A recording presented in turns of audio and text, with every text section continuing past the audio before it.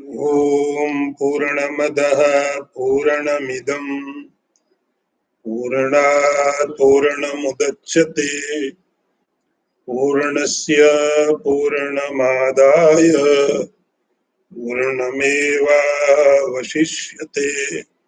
ओम शांति शांति शांति। शंकरं शंकराचार्यं केशवं वादरायणं सूत्र भाष्य कृतौ वंदे भगवन्तौ पुनः पुनः। ईश्वरो गुरुरात्मेति मूर्तिभेद विभागिने व्योमवद्व्याप्तदेहाय दक्षिणामूर्तये नमः। ओम शांति शांति शांति। सन्ति अन्ये प्रतिबन्धाः पुंसः संसार हेतौ द्रष्टाः तेषाम् एकं मूलं प्रथम विकारो भवति अहंकार। एक नया अध्याय शंकराचार्य जी प्रारंभ करते हैं। इसका नाम है अहंकार को निंदित करना, अहंकार निंदा। तो आपको पहले समझना पड़ेगा अहंकार क्या है। निंदा का अर्थ शास्त्र कभी किसी बात की निंदा इसलिए नहीं करता कि घृणा है। निंदा का अर्थ कि आपने शायद उसको गलत तरीके से समझ लिया है, शास्त्र उसकी वास्तविकता बताता और उस वास्तविकता उसकी इतनी खराब होती है हमें लगता हो निंदा। तो लोग व्यवहार में प्रयोग करते निंदा, किसी व्यक्ति की आप आलोचना करते। शास्त्र जब किसी चीज की आलोचना करता है, आलोचना का अर्थ विवेचन करता है, तो विवेचन का अर्थ जो उसकी वास्तविकता होती वो सामने रखता है।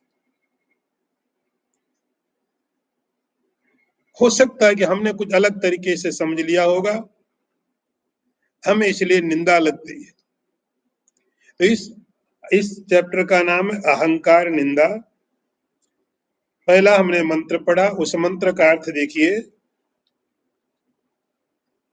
मनुष्य को इस संसार बंधन की प्राप्ति के कारण रूप और भी अनेक प्रतिबंध हैं, किंतु उन सब का मूल प्रथम विकार अहंकार ही है,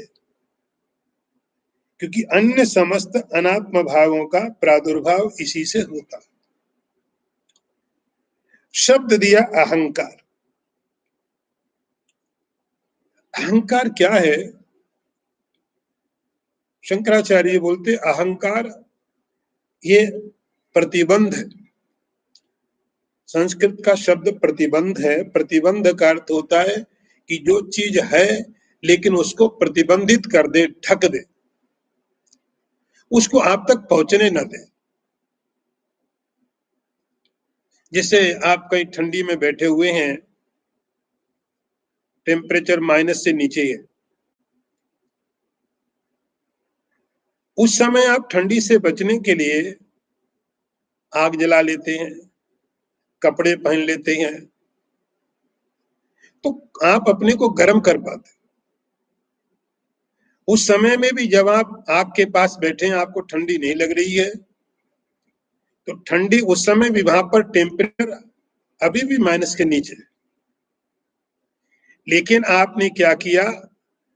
कुछ प्रोटेक्शन ले लिया। प्रोटेक्शन का अर्थ हुआ कि आपने प्रतिबंध लगा दिया कि ठंडी है लेकिन आप अपने को बचा पाए।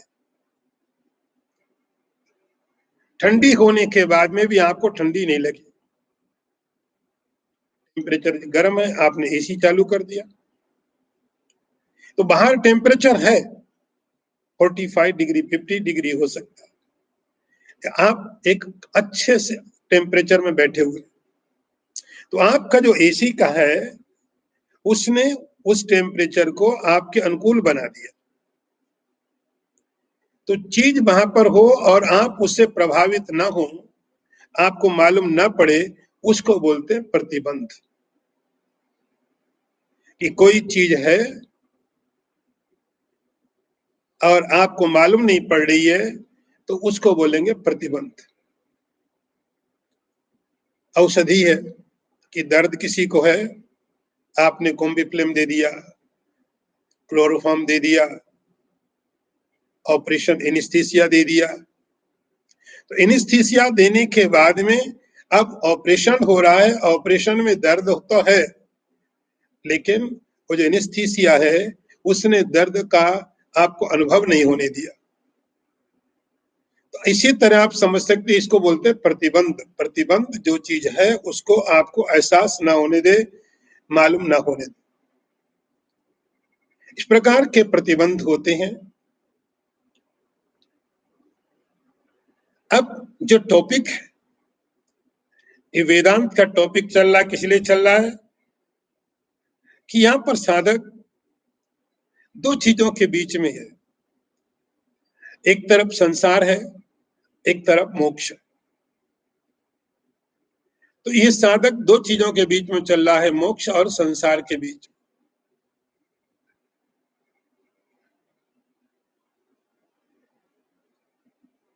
संसार के कारण क्या है? जो संसार के कारण है वे आत्मा ज्ञान के प्रति प्रतिबंध है।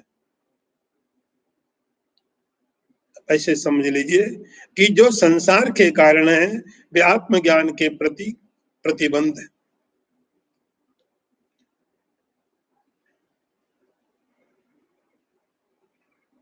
जैसे आपके मालूम पड़ गया कि चीज मिथ्या है, अनरियल है, दिखाई पड़ती और है नहीं, उसके बाद भी यदि आपके मन में उस पदार्थ के लिए, उस वस्तु के लिए आकर्षण बना है, ममता बनी है,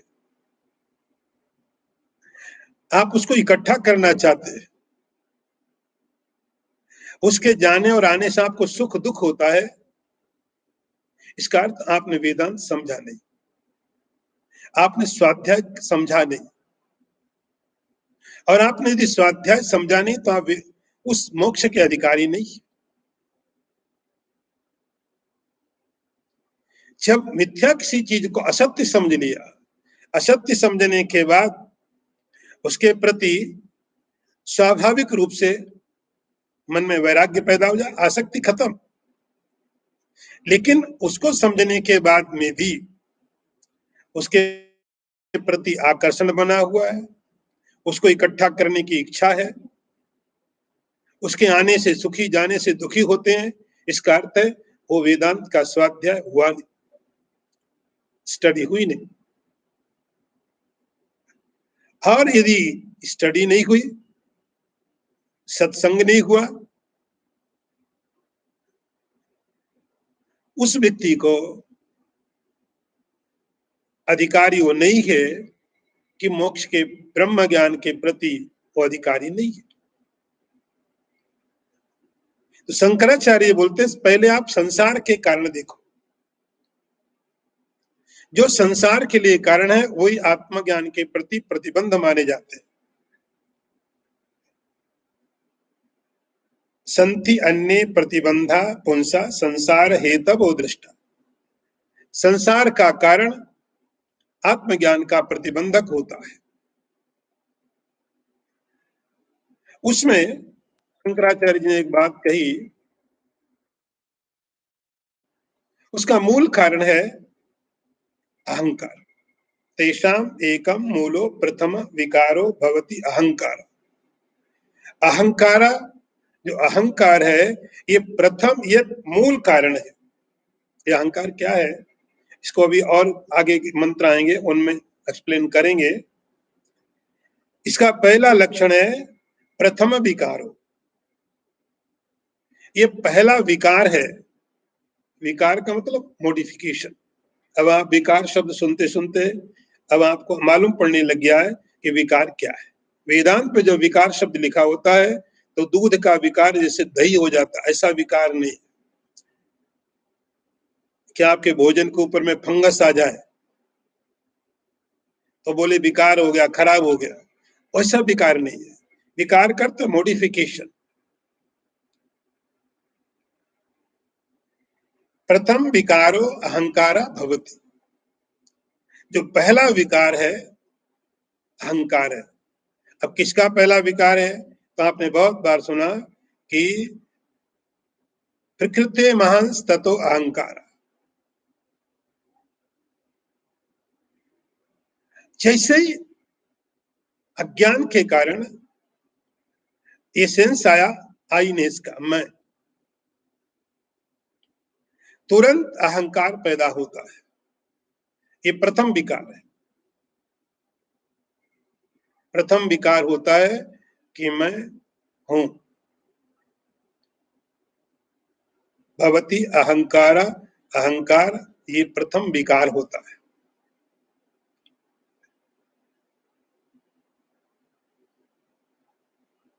अब इस प्रथम विकार अहंकार, जिसका ये रूट है, ये मूल है, और उसके बाद में और सारे विकार इसके कारण पैदा होते हैं। अहंकार संसार में जाने के लिए गति देता है। अहंकार संसार की गति और स्पीड बढ़ा देता है। ये जो संसार की तरफ गति देता है वही परमार्थ की तरफ रुकावट पैदा करता है। शंकराचार्य बोलते शंति अन्य प्रतिबंधा पुंसा संसार हेतवो दृष्टा। तो इस संसार में जो आपके संसार के प्रति कारण है वे अध्यात्म के प्रति प्रतिबंधक माने जाते हैं। उनमें बहुत है, उनमें बहुत है। काम है, क्रोध है, लोभ है, मोह है, सब चीजें हैं। ये सब प्रतिबंध बन जाते हैं, सब रुकावट। हम एक एक प्रतिबंध को दूर करने की कोशिश करते हैं। संति अन्य प्रतिबंधा पुंसा, पुंसार्थ जो प्रयत्न कर रहा है, जो मनुष्य के शरीर में रह रहा है, तो मनुष्य के शरीर में रहने वाले इस साधक के लिए संसार के प्रति जो कारण है, तो सबसे पहला कारण है अहं। ये प्रथम विकार है, फर्स्ट मॉडिफिकेशन है अहम। उस अहम के बाद में फिर आगे दूसरे और विकार आ जाते हैं, अन्य प्रतिबंधा, और भी प्रतिबंध हैं, फिर तो हजारों है। जैसे एक पेड़ में एक रूट है नीचे, उसके बाद उसके ब्रांचेज हैं बहुत, फिर और छोटे छोटे हैं, फिर पत्ते हैं, सब डेकोरेशन है। लेकिन उसकी जो रूट है, जो जड़ है, वो नीचे एक है। ऐसे ही ये प्रथम विकार, ये जड़ है संसार के प्रति।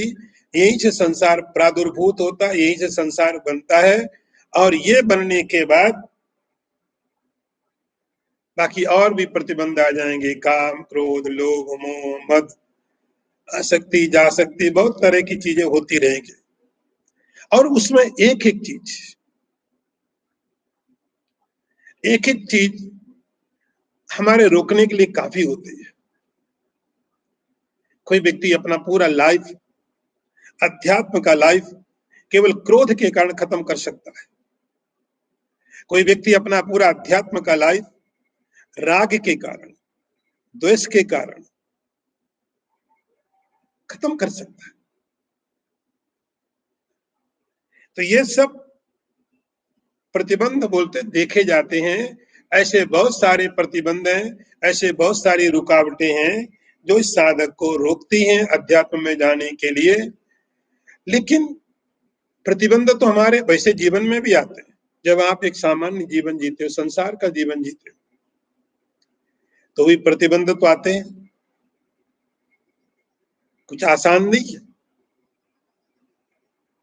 कुछ भी आसान नहीं है। यहाँ पैसा कमाना आसान नहीं है।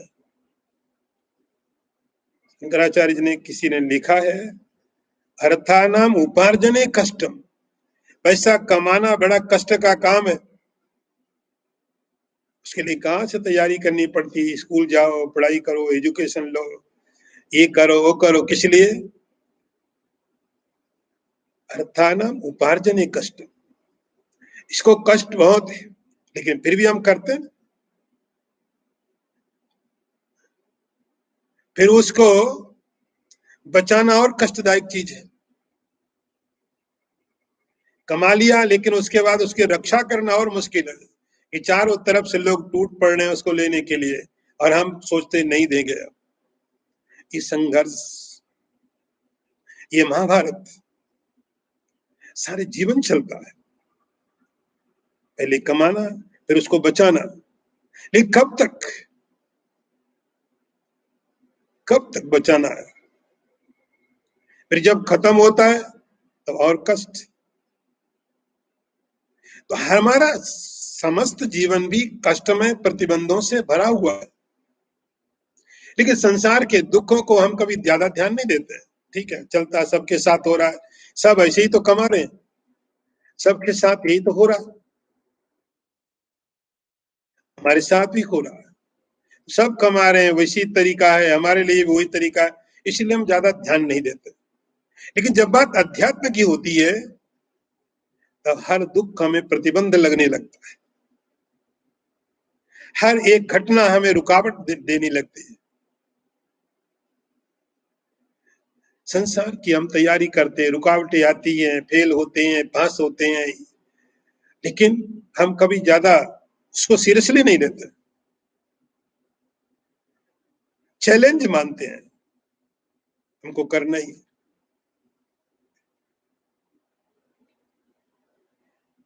क्योंकि संसार के हेतु है, संसार का आकर्षण है, इसलिए रुकावटें आती हैं, बाधाएं आती हैं, हम पार करते हैं, फेल होते हैं, पास होते हैं, लेकिन कोई ज्यादा कंप्लेन नहीं करते, ज्यादा कंप्लेन नहीं करते। कभी कभी तो करते हैं कि हम इतनी कोशिश कर रहे हैं लेकिन कुछ मिल नहीं रहा, लेकिन बहुत कम। कोशिशें नहीं छोड़ते, कंप्लेन अलग कर सकते लेकिन कोशिशें नहीं छोड़ते। अध्यात्म में क्या होता है, वो प्रतिबंध बन जाता है कि साधक जाते जाते रुक जाता। तो बहुत तरह के प्रतिबंध है, शंकराचार्य बोलते देखे गए हैं, लेकिन उसका प्रथम है, यदि रूट आप देखोगे, ढूंढने जाओगे, उसका नाम है अहंकार। अहंकार ये प्रथम विकार है अज्ञान का। अगला मंत्र देखिए, यावत् स्यात् स्वस्य संबंधो अहंकारेण दुरात्मनः तावन्न लेशमात्रापि मुक्तिवार्ता विलक्षण। अर्थ देखिए, जब तक इस दुरात्मा अहंकार से आत्मा का संबंध है तब तक मुक्ति जैसी विलक्षण बात की लेश मात्र भी आशा नहीं करनी चाहिए। अभी पहले मंत्र में आपने देख लिया कि अहंकार अज्ञान का प्रथम कार्य है, प्रथम कार्य अज्ञान का अहंकार है। अब शंकराचार्य जी और स्पष्ट करते हैं बातों को, यावत् स्यात् स्वस्य संबंधो अहंकारेण, जब तक भी, जब तक कोई लिमिट नहीं, कोई टाइम नहीं है, जब तक भी अहंकार के साथ हमारा संबंध है, जब तक इस अहंकार के साथ हम अपने को जी रहे हैं,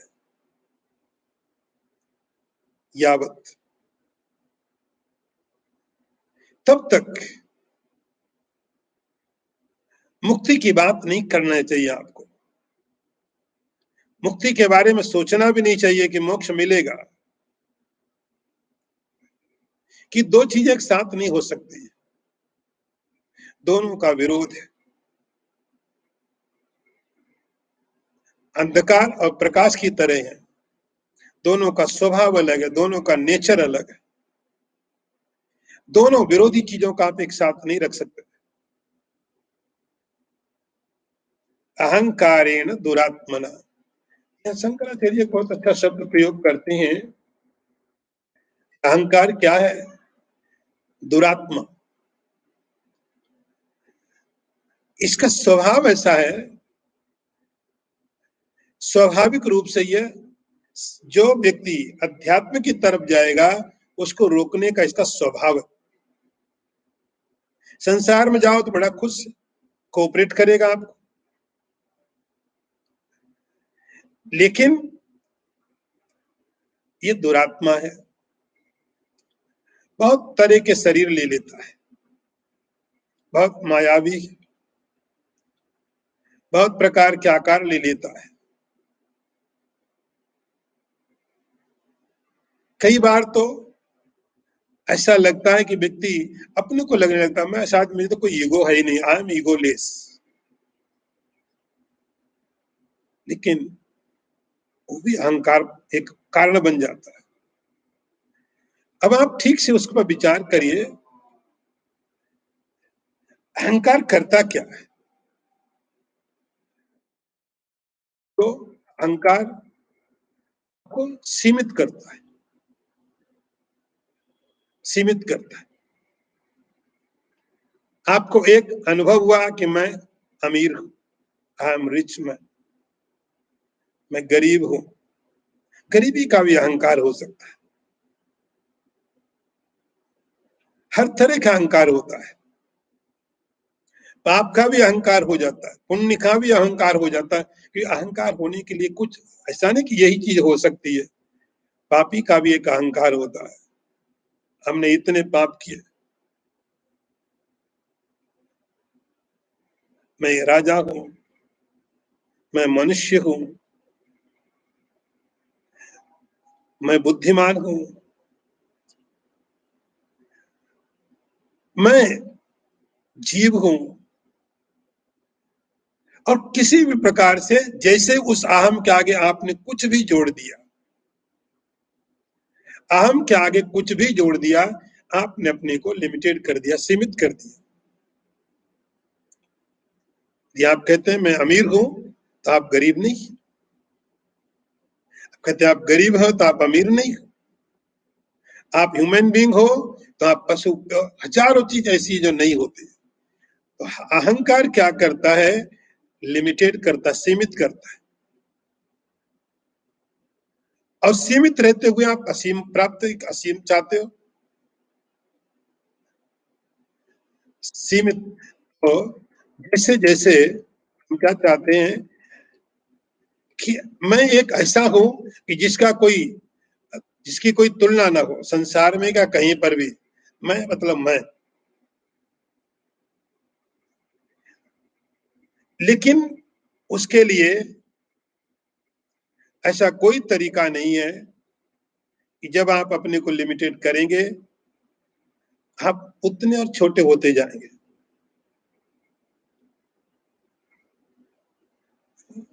मैं मनुष्य हूं,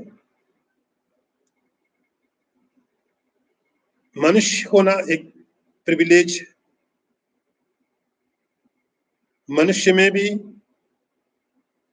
मैं बुद्धिमान हूं, पढ़ा लिखा हूं, और आप बड़े श्रेष्ठ हो गए। आप पैसे वाले हैं और आप श्रेष्ठ हो गए, आप उदार हैं और श्रेष्ठ हो गए। लेकिन आप देखते हो कि आप कितने छोटे होते जा रहे हो, आपका दायरा कितना कम होता जा रहा है, आप कितने लिमिटेड होते जा रहे हो।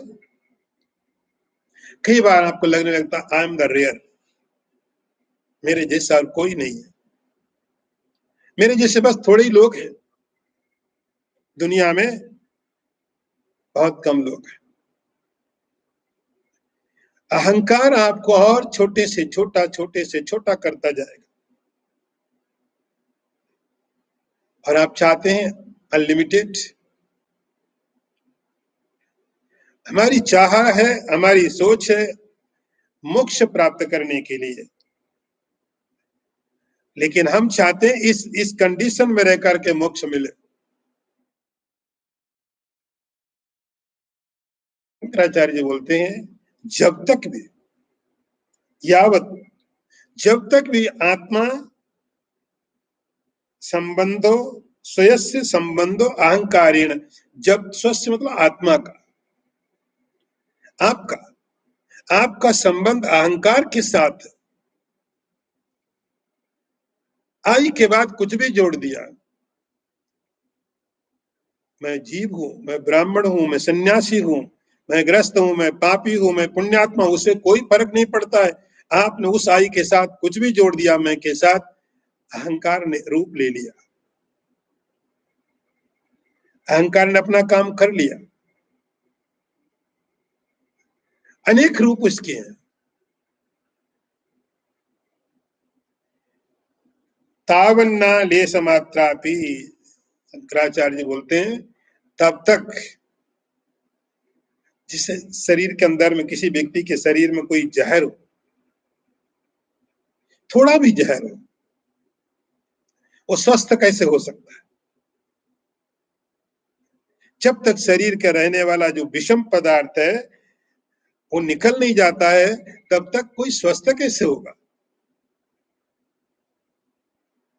ऐसे ही जब तक अहंकार का लेस मात्र भी है, थोड़ा भी है, तावन्ना मुक्ति वार्ता भी, तब तक मुक्ति की वार्ता करते हैं कि सोच नहीं सकते ऐसा मुझे मोक्ष की प्राप्ति हो जाएगी, ऐसा सोचना क्योंकि होने वाला नहीं है। विलक्षण, क्योंकि जो मोक्ष है वो बहुत विलक्षण है। विलक्षण का अर्थ होता है कि अभी तक हमने जिन चीजों का अनुभव किया है, बहुत बार अनुभव कर लिया है। अनादिकाल से संसार में हमारी यात्रा चल रही है। अनादिकाल से संसार में हमने पता नहीं कौन कौन से शरीरों को लिया है, कौन कौन लोगों की यात्रा की है, कितना सम्मान कितना अपमान मिला है, सब कुछ मिल चुका है। ऐसा कुछ है नहीं कि जो अभी तक हमको मिला नहीं हो।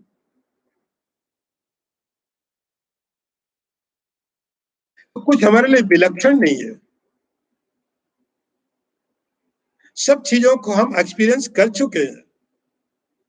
राजा बने होंगे, भिखारी बने होंगे, पापी बने होंगे, पुण्यात्मा बने होंगे, पशु पक्षियों की सब योनियां हमने ले ली होगी। हर प्रकार का अनुभव, हर प्रकार की यात्रा संभावित है, क्योंकि इतना लंबा समय कोई टाइम नहीं है। हर तरह के शरीर, हर तरह का अनुभव आपने ले लिया है, और जिसका आपने अनुभव ले लिया है उसको आप मालूम पड़ गया आपको, उसको विलक्षण नहीं बोलते। सब अनुभव कर लिए होंगे, सब। इसलिए संसार में कुछ ऐसा नहीं है जो विलक्षण, सब चीजों का अनुभव आपके पास है, सब चीजों का अनुभव किया हुआ है। कहने को भाषा होती कि कह देते बड़ी विलक्षण चीज है, अद्वितीय है, इसके जैसा कोई नहीं है। लेकिन सब भाषा कहने की बातें हैं, लेकिन वास्तविकता यह है कि संसार में कोई अद्वितीय नहीं है। अद्वितीय तो केवल ईश्वर है, बाकी सब की सब कॉपी है, और हजारों हजारों है।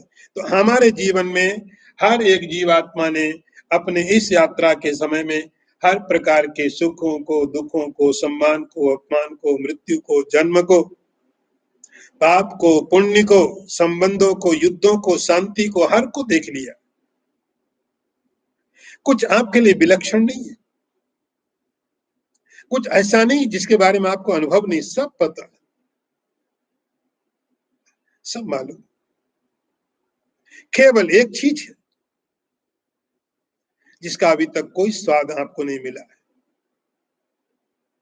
एक ऐसी चीज है जिसके बारे में कोई अनुभव नहीं है, कोई एक्सपीरियंस नहीं है, कुछ नहीं मालूम।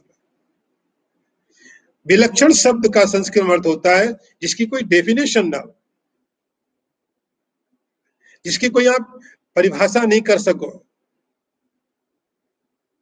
क्यों नहीं कर सको? क्योंकि आपको उसके बारे में अभी तक कोई एक्सपीरियंस नहीं है, कोई अनुभव नहीं है।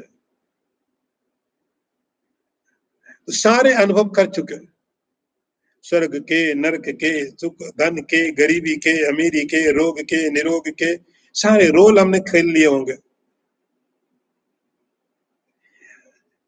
लेकिन एक चीज है जो अभी तक कभी अनुभव में नहीं आई, उसका प्रमाण है कि शरीर के साथ अभी हम हैं। इसीलिए मुक्ति विलक्षण है, उसका कोई अनुभव नहीं है, उसका कोई अनुभव नहीं। अभी तक जो कुछ भी किए, शुभ अशुभ कर्म किए, कर्मों के फल भोगे हैं, लेकिन कभी भी एक ही चीज अधूरी बची है, एक ही चीज है जिसको अभी तक कोई अनुभव नहीं कर पाया, और वो है मोक्ष, मुक्ति। बंधन तो सब तरह के मालूम है, मोक्ष बिल्कुल नहीं मालूम है। उस मोक्ष के बारे में विलक्षण है, विलक्षण संसार से अपोजिट है। उस विलक्षण वस्तु की प्राप्ति करने के लिए, उस अद्भुत वस्तु की प्राप्ति करने के लिए जब आप कोशिश कर रहे हो, उस अनुभव को प्राप्त करने के लिए कोशिश कर रहे हो, जो अनुभव आज तक कभी घटित ही नहीं हुआ ही नहीं, तो इस अहंकार का, इसको लेके साथ में नहीं जा सकते। मुझको प्राप्त करना है, तो जैसे आप स्वप्न में जाते हो, आप स्वप्न में जाते समय जागृत का कोई भी पदार्थ साथ लेके नहीं जा सकते। जागृत का कोई भी पदार्थ, कोई भी स्थिति आप साथ नहीं ले जा सकते। आपको मालूम है, सब छूटता है। और स्वप्न से जब आप वापस आते तो स्वप्न का कोई वहां से कुछ भी लेके नहीं आ सकते। यहाँ सब अरेंजमेंट अलग है, वहां की व्यवस्थाएं सब अलग है।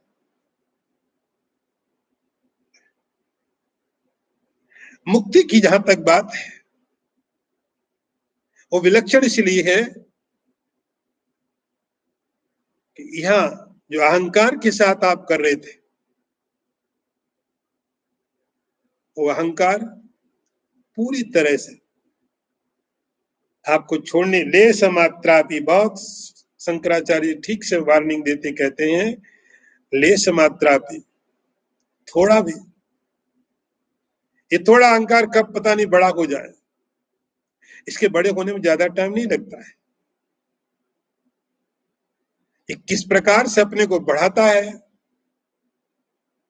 ले समात्रा भी, थोड़ा भी अहंकार इस रास्ते के लिए बाधा बन जाता है, रुकावट बन जाता है। अब अगला मंत्र देखिए,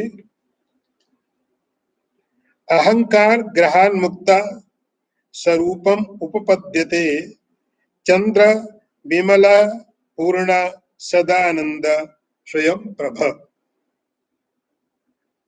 अर्थ देखिए,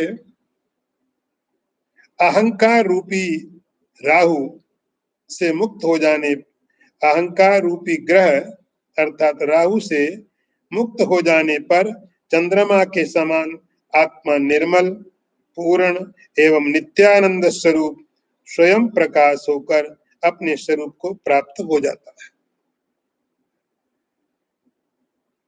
उदाहरण है जो पुराणों में आपने बहुत बार सुना है, वेदांत के चिंतन में भी इसके दृष्टांत आए हैं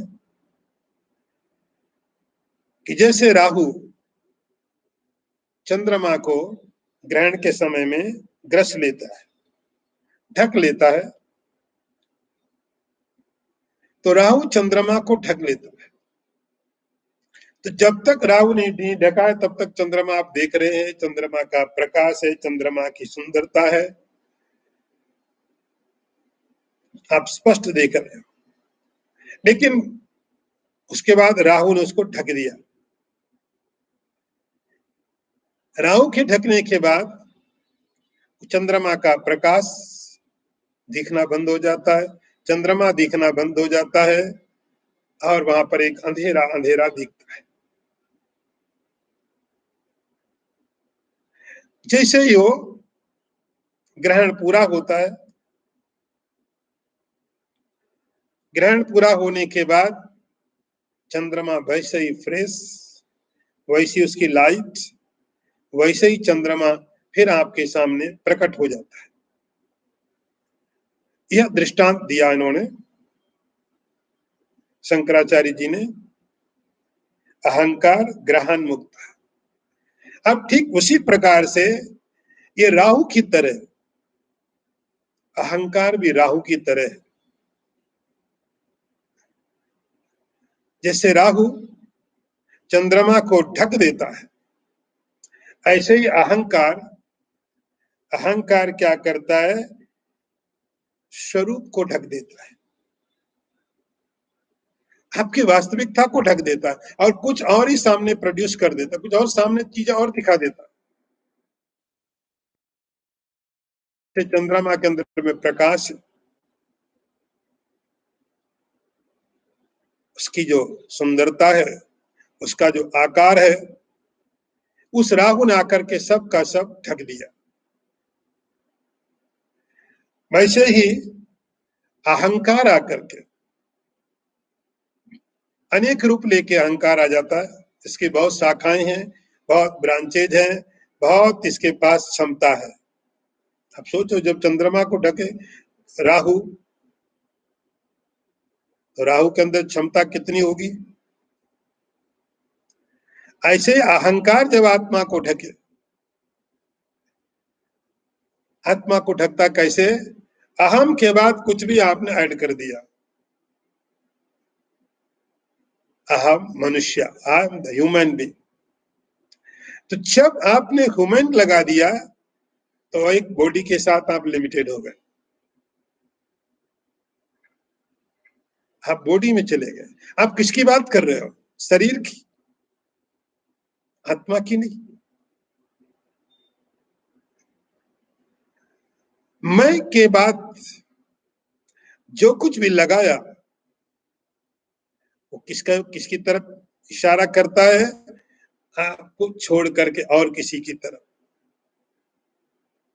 आप इतने पे क्यों नहीं रुक सकते हो, आप इतने पर क्यों नहीं विचार कर सकते हो। लेकिन जैसे ही एक सहारा मिला, आई एम ह्यूमन बीइंग, मैं मनुष्य हूं, फिर यहां नहीं रुकोगे, फिर तो मैं बुद्धिमान हूं, धनवान हूं, पैसे वाला हूं, माता हूं, पिता हूं, पुत्र हूं, जिम्मेदार हूं, रिस्पॉन्सिबल हूं, और आगे सब प्लानिंग शुरू। अब आप यहां रहे नहीं, आप कहीं और चले गए। इस अहंकार ने आपको अपने पास उठा के कहीं दूर ले जाके, आप यहां नहीं रुकोगे कि मैं मनुष्य हूं। इतना विचार आने के बाद आप देही तक नहीं रुकोगे, या आपको और दूर लेके चल देगा। मैं ब्राह्मण हूं, मैं सन्यासी हूं, मैं गृहस्थी हूं, मैं माता हूं, मैं पिता हूं, फिर मेरे ये कर्तव्य हैं, मैं वहां जॉब करता हूं। क्योंकि हम मनुष्य तो जॉब करेंगे, माता होंगे, पिता होंगे, रिस्पॉन्सिबिलिटीज होगी, अनंत यात्रा शुरू हो जाती है। ये बहुत दूर आपको लेके चला गया, और जैसे जैसे दूर लेके गया, वैसे वैसे आप अपनी वास्तविकता से दूर होते गए। मैं मनुष्य हूं, मेरी रिस्पॉन्सिबिलिटी है, मुझे ये भी चाहिए। अब तरीका देखो, इसके काम करने का तरीका देखो, काम करने का तरीका देखो।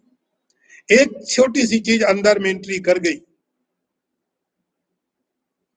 देखने में बहुत बड़ा नहीं लगेगा, आई एम ह्यूमन बीइंग। अब उसके बाद ह्यूमन बीइंग बॉडी तक नहीं रुकेंगे आप। मैं माता हूं, पिता हूं, संसार में ये मेरे काम है, ये मेरी ड्यूटी है, मेरा जॉब है, ये मुझे करना है, इच्छाएं पैदा हो जाएंगी, इच्छाएं पैदा हो जाएंगी और वो इस बात को बताती रहेंगी कि तुम अधूरे हो, ये बताती रहेंगी तुम अधूरे हो, ये पूरा करो, इसको पूरा करो, ये काम पूरा कर लो। तो अधूरापन आत्मा के आपके स्वरूप से जो पूर्ण था उससे दूर ले जाकर के अपूर्ण की स्थिति में खड़ा कर देंगे। और वो अपूर्ण ऐसा है जो आज तक कभी पूरा हुआ नहीं, कभी अहंकार का दूसरा रूप आ जाएगा। एक बार ये व्यक्ति उस अहंकार के चंगुल में फंस गया, इसकी अलग अलग जो शाखाएं हैं, अलग अलग जो ब्रांचेज हैं, अलग अलग इसके जो काम है वो सब शुरू हो जाएंगे। गीता में भगवान ने उदाहरण दिया कि जैसे किसी नदी में नाव हो, उसको कंट्रोल करने वाला कोई ना हो। जैसे अभी ये साइक्लोन आया, इस साइक्लोन के अंदर समझो समुद्र के अंदर कोई छोटा सा बोट फंस जाए, बड़े बड़े वेव्स, कहां जाएगा, क्या होगा, कुछ मालूम। ऐसे ही अहंकार एक साइक्लोन की तरह आता जीवन में, वो हमारे चित्त की वृत्तियों को, हमारे मन की वृत्तियों को, मन के विचारों को किस दिशा में लेके जाए कोई पता नहीं है। लेकिन एक बात तय होती है कि आपको अपने आप से दूर लेके जरूर जाएगा।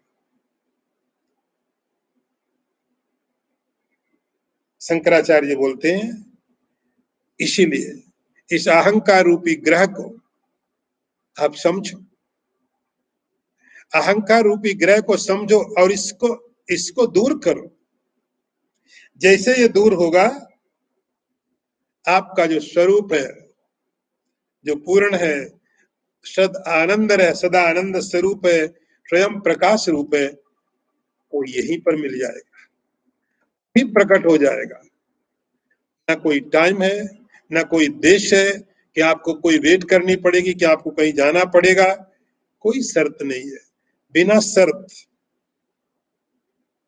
अभी यहीं पर आपके सामने प्रकट हो जाता है। अगला मंत्र देखिए, यो वा पुरे सो अहम इति प्रतीतो बुद्ध्या विलिप्ता तमसा तिमूढ़या तस्यैव निःशेषतया विनाशे ब्रह्मात्म भावा प्रतिबंध शून्य।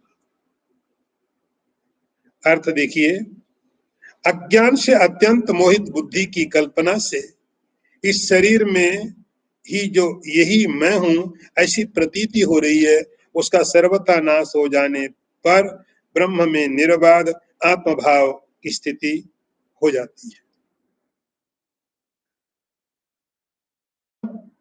अहंकार शब्द आपने बहुत बार सुना है, ट्रांसलेशन आपको मालूम है, भाषांतर मालूम है, अहंकार का क्या होगा, ईगो होगा। उस अहंकार की परिभाषा क्या है? अहंकार नॉर्मली सामान्य रूप से अहंकार हम किसी आदमी को बोलते बहुत अहंकारी है, किसी को कोई धन का अभिमान है, प्राउड, बड़ा अभिमानी है, उसको अपने पैसे का घमंड है, उसे अपने रूप पर घमंड है, उसे अपने धन पर घमंड है, अपनी ताकत पर अहंकार है, कुछ भी, ये सब हम कहते हैं वो अहंकार है। वो आदमी अहंकारी है, अभिमानी के, उसे अपने धन का, अपने बल का, अपने रूप का अहंकार है। हम अहंकार की इतनी परिभाषा समझते हैं, शंकराचार्य जी की परिभाषा और डीप और गहरी है। वो कहते यह अहंकार की परिभाषाएं नहीं है। हम समझते हैं अहंकार करते है कि जो चीजें हमने कहीं से ली है अभिमान कर रहे हैं कल को चली जाएंगी, किस बात का अहंकार करना। यदि हम थोड़े समझदार हैं, थोड़ी अंडरस्टैंडिंग है, तो हम समझते हैं भाई संपत्ति आई चली गई, जवानी आई चली गई, किसके साथ रही, तो किसका अहंकार करना। पदार्थ आते हैं जाते हैं, स्थितियां पैदा होती हैं चली जाती, अहंकार किसका करना। आप थोड़े समझदार हैं तो आप इस प्रकार अपने आप को संभालते, एक किसी के साथ नहीं रही, आज आपके साथ है, निकल जाएंगे। तो बुद्धिमान व्यक्ति वह है कि हर चीज आती है जाती है लेकिन अहंकार नहीं करता है। हम इतना समझते हैं कि चीजें आए ले लो, चली जाए दुखी मत हो, अहंकार मत करो। शंकराचार्य जी की परिभाषा और गहरी है। वो कहते ये अहंकार नहीं है, ये तो अहंकार की इफेक्ट है, ये तो उसके परिणाम है। सही अहंकार क्या है? यो वा पुरे सो अहम इति प्रतीति ही, ये अहंकार की परिभाषा, डेफिनेशन है। पूरे का अर्थ शरीर, पूर्व का अर्थ होता है जहां आप रहते हो। इस शरीर आपको थोड़े समय के लिए रहने के लिए मिला हुआ है, थोड़े समय के लिए। ये बात पता कि थोड़े समय रहने के लिए शरीर हमको मिला हुआ है, जो भी समय है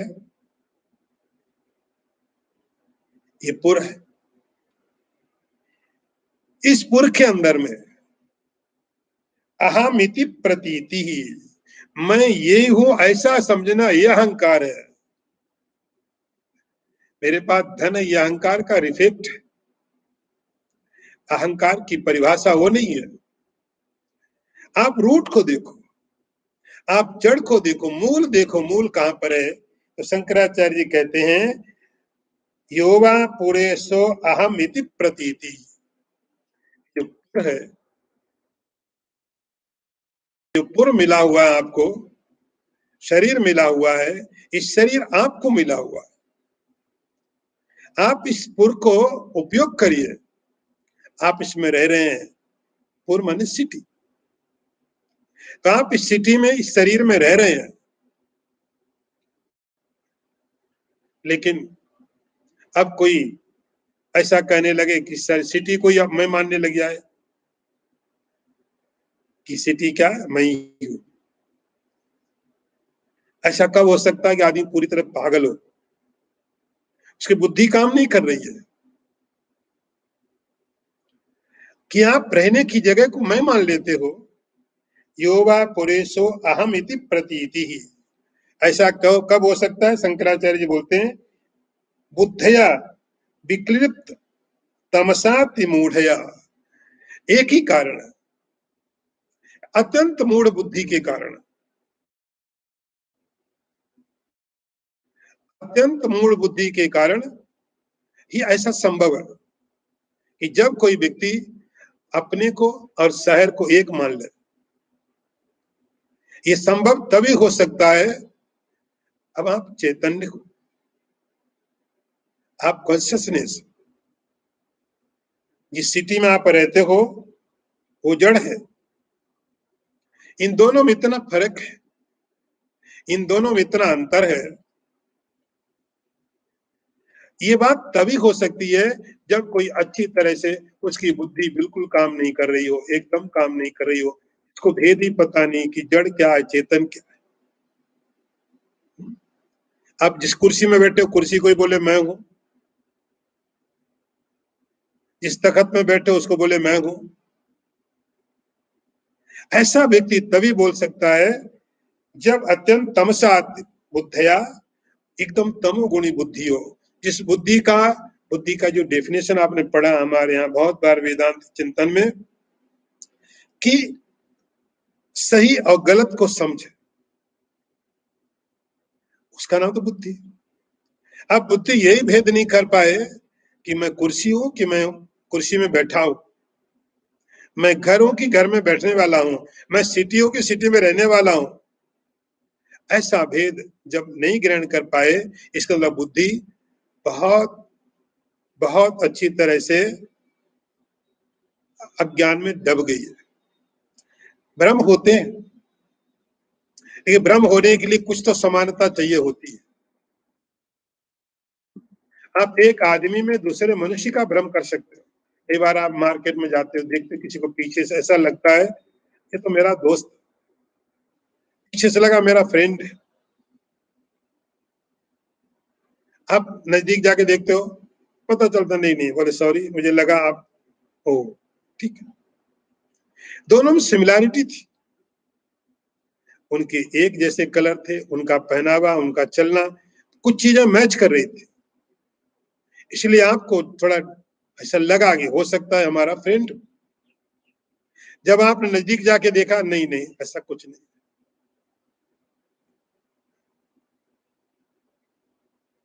कुछ तो समानता चाहिए। अब आप बाजार में जा रहे हैं और आपने वहां कुर्सी रखी देखी, आप जाकर कहते अरे ये तो मेरा दोस्त है। कुर्सी आपका दोस्त कैसे हो सकती है? कुछ तो समानता होनी चाहिए। तो आप एक मनुष्य का भ्रम दूसरे मनुष्य में कर सकते हो। आपका दोस्त 50 साल का है, आप 2 साल के बच्चे में कैसे भ्रम कर सकते हो?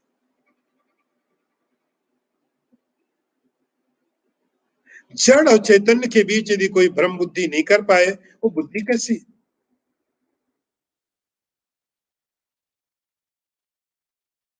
बुद्धि होगी? अत्यंत तमोगुण के द्वारा बुद्धि पूरी तरह से अपना स्वभाव खो दिया। इसीलिए तो अहंकार की डेफिनेशन हुई कि इस पुर में, इस शरीर के अंदर में अहमिति प्रतीति, मैं हूं ऐसा भाव। तस्यैव निशेषतया विनाशे, ये तो आपने समझ लिया। अहंकार, अहंकार का मतलब करना क्या है, आपको करना क्या है? बोले यही करना है, निशेषतया, पूरी तरह से, मूल से, जड़ से आपको इसको समाप्त करना है। इसका एक ही तरीका है, इसको रखने का कोई कारण नहीं है, रखने का कोई मतलब नहीं है। तस्यैव निशेषतया विनाशे, आपको इसको पूरी तरह से जड़ से खत्म करना है। यह ही प्रतिबंध है आत्मज्ञान के प्रति। ये अहंकार ही आत्म भाव के प्रति, ब्रह्म भाव के प्रति, मोक्ष के प्रति प्रतिबंध है, रुकावट है। इस रुकावट को आपको दूर करना ही पड़ेगा। इस जब तक ये रुकावट दूर नहीं होगी, तो कई बार क्या होगा, आपने कभी अच्छी तरह से, खूब अच्छी तरह मन लगा के पढ़ लिया, अच्छी डीप स्टडी की, मास्टर ने, गुरु ने आपको समझाया, साथ आप रहे, धीरे धीरे धीरे धीरे कभी कभी थोड़ा सा क्लिक होगा, थोड़ा थोड़ा कभी कभी होगा, लेकिन फिर प्रतिबंध आ जाएगा, फिर प्रतिबंध आ जाएगा, फिर रुकावट आ जाएगी, फिर आपको कभी थोड़ा कुछ होगा, फिर प्रतिबंध आ जाएगा। क्योंकि जब तक उसका एक भी अंश रह जाएगा, तब तक ब्रह्मात्म भाव, आत्मभाव अभी शरीर में है। अहंकार के कारण आत्मभाव शरीर में है। तो जब जैसे प्रतिबंध हटेगा, अब आत्मभाव कहाँ होगा? ब्रह्म में। ब्रह्म आत्मभाव, आत्मभाव आत्मा की प्रतीति। अभी कहाँ हो रही? मैं शरीर हूं, मैं मनुष्य हूं, मैं सन्यासी हूं, मैं गृहस्थी हूं। तो जैसे अहंकार का प्रतिबंध हटा, अब आत्मभाव कहाँ चला जाएगा? ब्रह्म में, ब्रह्म आत्मभाव। और ये ब्रह्म आत्मभाव प्रतिबंध शून्य, अहंकार के प्रतिबंध से हटने के बाद में अब आत्मा का भाव शरीर में न रह करके ब्रह्म के साथ जो आपका अपना स्वाभाविक स्वरूप है। ओम पूर्णमदः पूर्णमिदं पूर्णात् पूर्णमुदच्यते पूर्णस्य पूर्णमादाय पूर्णमेवावशिष्यते। ओम शांति शांति शांति। शंकरं शंकराचार्यं केशवं वादरायणं सूत्रभाष्यकृतौ वन्दे भगवन्तौ पुनः पुनः। ईश्वरो गुरुरात्मेति मूर्तिभेद विभागिने व्योमवद्व्याप्तदेहाय दक्षिणामूर्तये नमः। ओम शांति शांति शांति।